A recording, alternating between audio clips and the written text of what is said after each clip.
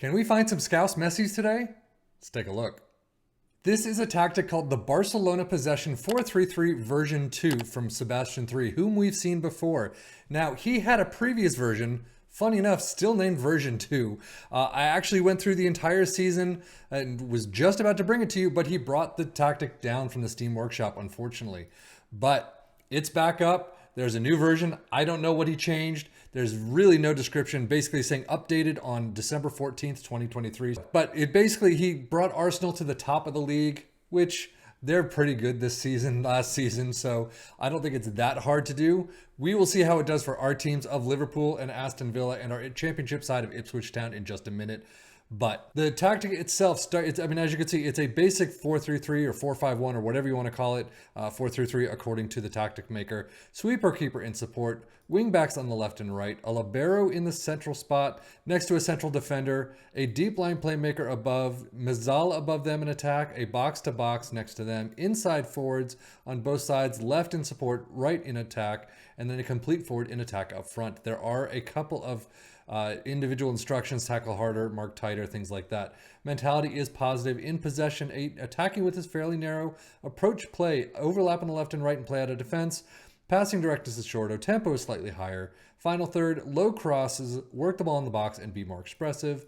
In transition, counter press, counter, distribute quickly, distribute to the center backs, and take short kicks. And then out of possession, a high press line of engagement, a higher defensive line, trigger press much more often, and prevent short goalkeeper distribution. Now, how did it do for our three teams, starting with our Premier League sides? As you can see, Liverpool in 86 points in second place. Not bad whatsoever. Aston Villa in 7th with Europa League competition, so they must have won the Conference League. We'll see that in just a minute. 68 points, 63 goals. Liverpool was 74. Overall, I would say just above average, but I mean, still second, 7th, not too bad. As you can see, Man City with 91 points, so only a couple points differentiating the first and second place team. So you can take control of this yourself and probably do a little bit better.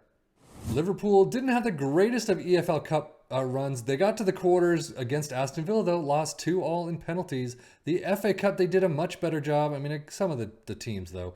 But Aston Villa, again, 1-1 in penalties. FA Cup semifinals, you're out against Aston Villa. That's an interesting one. We'll see what happens with them in just a minute. And then the Europa League final 1-2 in extras against Manchester United. You beat Dortmund, you beat Leverkusen, Feyenoord. Unfortunately, unable to get past your big rivals in Manchester United. Squad-wise, I see a lot of green. That's always good to see. Mohamed Salah with 26 goals. Nunez with 20. Assists-wise, 2 in double digits. Szoboszlai with 18 and Luis Diaz in 12, or with 12. Average rating, Kelleher with 5 appearances, 7.34. 7.17 for Diaz. Salah with 7.13. Definitely on the lower side of what you'd expect a lot of these players to be. I mean, especially Salah. 7.13, that's pretty low. EFL Cup, you had a fantastic run, a perfect run all the way to West Ham, beating them 3-2 in extras. But unfortunately, you lose out to Man City 1-2 in the FA Cup final. Unfortunately, they don't get Europa League because of the Conference League final, but they do. They get to the final and they lose 1-2 to PSV Eindhoven, 6-1 to Copenhagen, and then losing 1-2.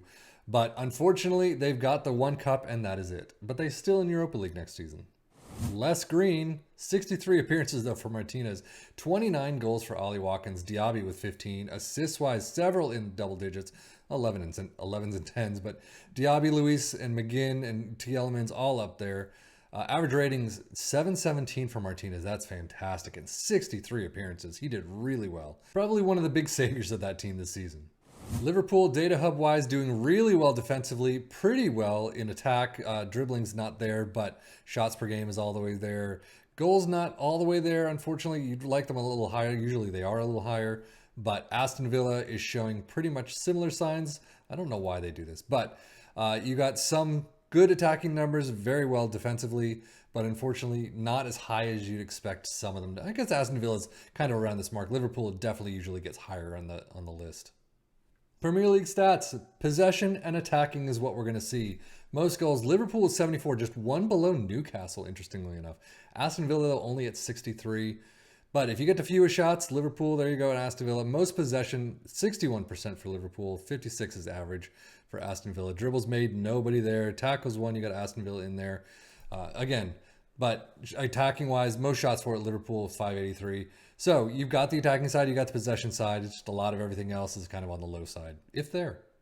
As we move our attention down to the championship side for Ipswich Town, 9th place, not even in playoff contention, 70 points, 74 goals, not really all that great. We've definitely seen attacking sides that are doing much better in our Ipswich team, but unfortunately, 9th place is where they sit right now.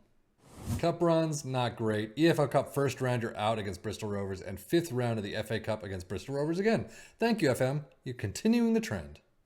So yeah, not expecting much here. 19 goals for Hurst, kind of on the downside for him. 11 for Chaplain Westburns with 10. Assist-wise, 14. Leif Davis is the only one in double digits. And then 3 in the green for average rating. 7-3-0 for Christian Walton in 2 appearances, but 7-11 for Leif Davis. Definitely a down season. And honestly, I'm not even going to show you the championship stats. They weren't really there. They were low on the list on some of them and not in at all on a lot of the others. So overall, I mean, this tactic, you got more points than average in both Aston Villa and Liverpool, but unfortunately you didn't win the cups. You didn't do a really great job through the season, even if you ended up in second place and 7th for Aston Villa. I think their tactics did a bit better of a job. But again, I'm just doing a sim. If you took control of these yourselves, you could do a much better job.